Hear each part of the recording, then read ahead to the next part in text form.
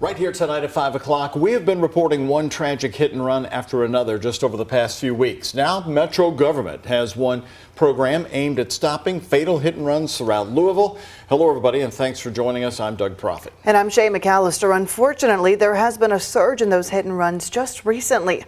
Ian Hartwitt sat down with one city transportation expert trying to bring that number down to zero.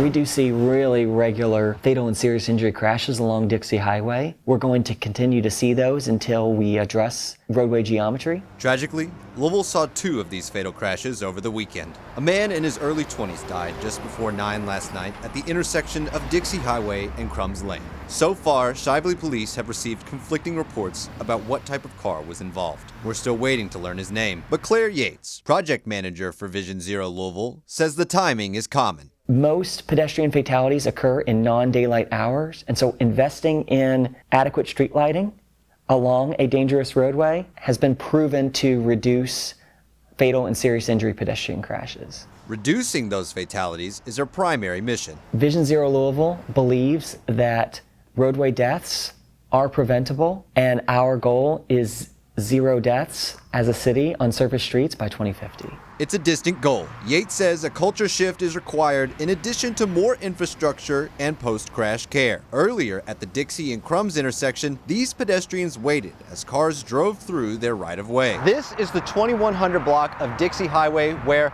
last Friday night, 19-year-old Derek Wright Jr. died as the result of a hit and run.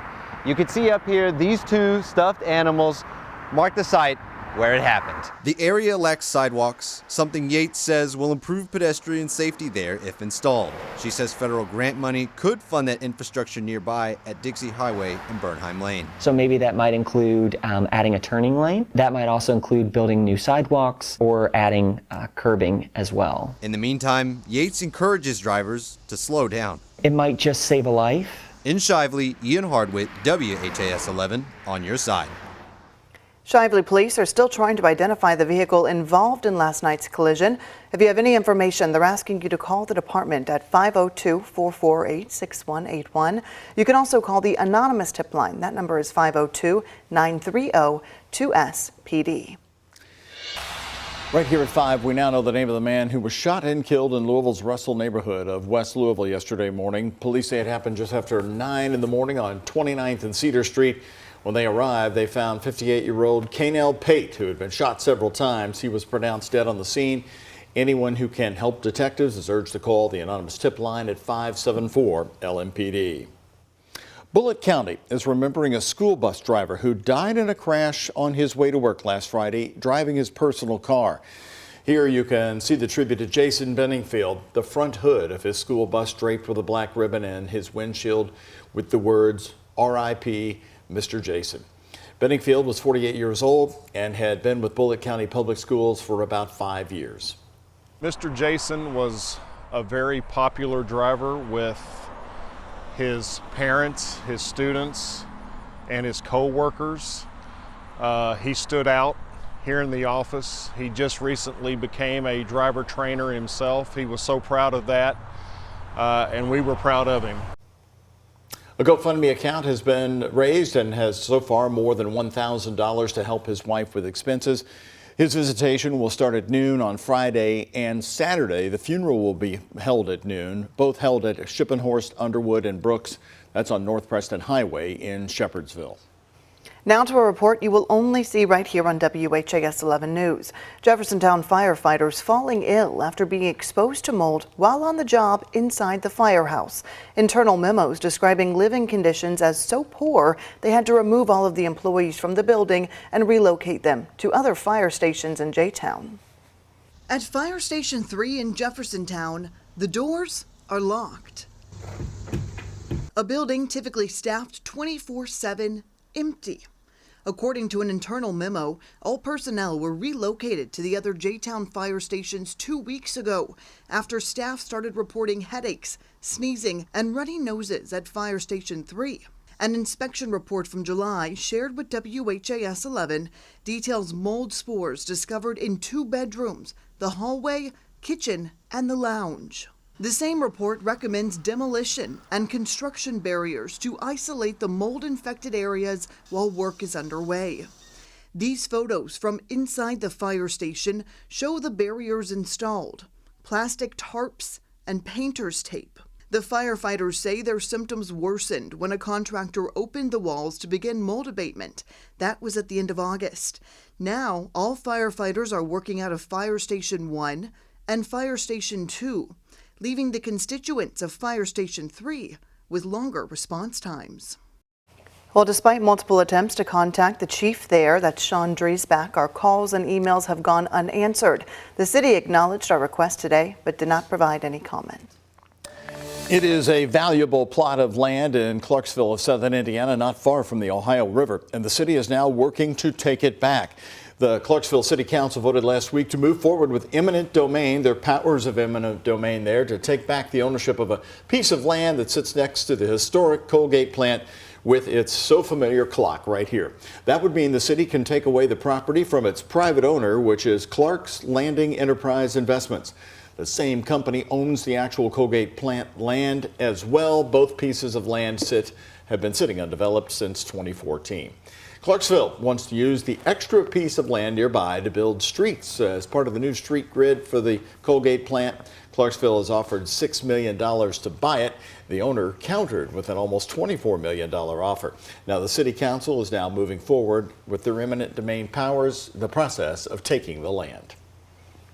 Well, hello, fall. A little bit of a shift in our weather, Doug, and it's a good one. It is very nice. It's got a little toasty today, but you can't complain. I mean, this was sort of late summertime weather, but officially, I don't think summer has ended just yet. Yeah, fall officially begins in less than 2 weeks. And today we did warm up, but that warm up is ahead of a cold front that's going to drop those temperatures to the coolest pattern we've seen since May, and that means lots of 70s on the way. You're going to love it. Right now, 84 degrees, the humidity pretty low at 40%, and just a very light breeze out there, a mix of a few clouds and some sunshine, and temperatures across the area in the metro. Right now we've got 86 at PRP, Valley Station, Prospect at 83 degrees, and Shepherdsville the same, and pretty similar temperatures throughout the viewing area, mostly looking at 82, 83, some lower 80s at this time. A lot of this evening will be in the 70s, and eventually the clouds are going to be increasing out ahead of that front. That'll bring in a little bit of rainfall for tomorrow, but more importantly, that nice cool down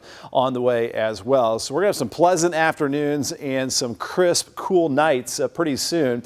This evening, temperatures will be in the 60s and 70s. This is dry weather still continuing through late tonight at 11 p.m. Tomorrow morning around sunrise, some scattered light rain showers around the area. Our temperatures in the 60s, and tomorrow afternoon our highs will be in the 70s with a couple of leftover showers as well. So not a whole lot of rainfall out of this, certainly no severe weather, but I'll show you how long this cooler pattern will last coming up in our full forecast. All right, Ben.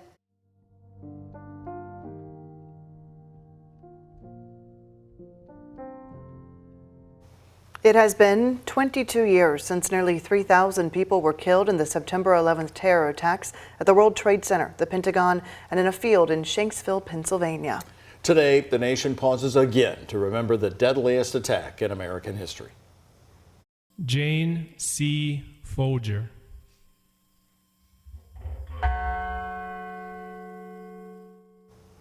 Here in Shanksville, Pennsylvania today, remembering the crew and the passengers of United Flight 93.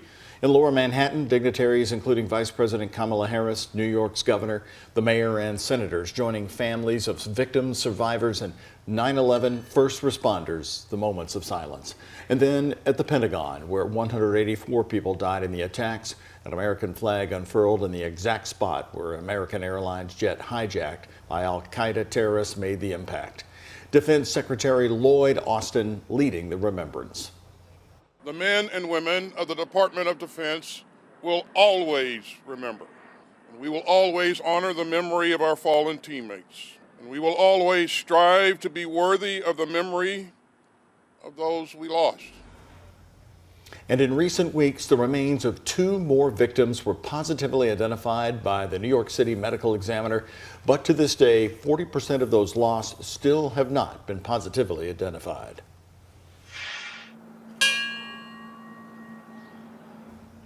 Communities across Kentuckiana marked this moment in time with a number of ceremonies this morning. At the Jeffersontown First Responders Remembrance Plaza, dozens gathered to remember the lives lost in the attack and the first responders who ran in to help.